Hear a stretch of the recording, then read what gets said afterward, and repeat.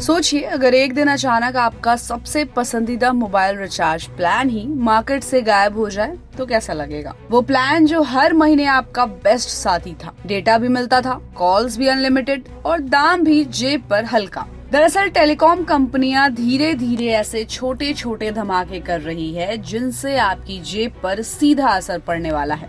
भारत का telecom sector इस वक्त बड़े बदलावों के दौर से गुजर रहा है। कंपनियां अपने ARPU यानी एवरेज रेवेन्यू पर यूजर को बढ़ाने की होड़ में है और इस रेस में एक बड़ा फैसला सामने आया है जिसने लाखों यूजर्स को चौंका दिया है। एयरटेल ने फैसला किया है कि उसका सबसे पॉपुलर और लो कॉस्ट पैक 249 रुपए का रिचार्ज प्लान अब रात 12 बजे के बाद से अवेलेबल नहीं रहेगा।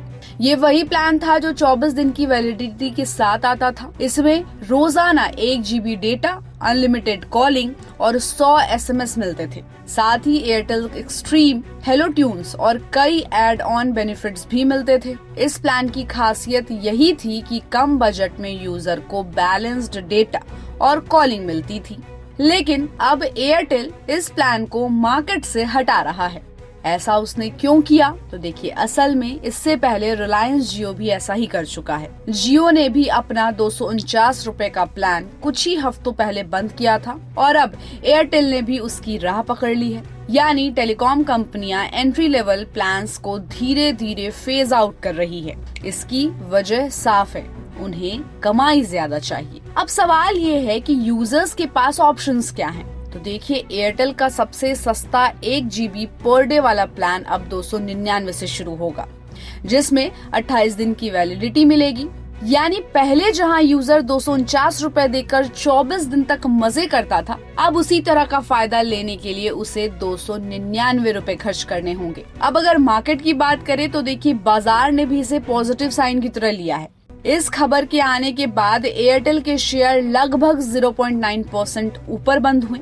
लेकिन वहीं अगर हम आम जनता के नजरिए से देखें तो आम यूजर के लिए चौंकाने वाली खबर है।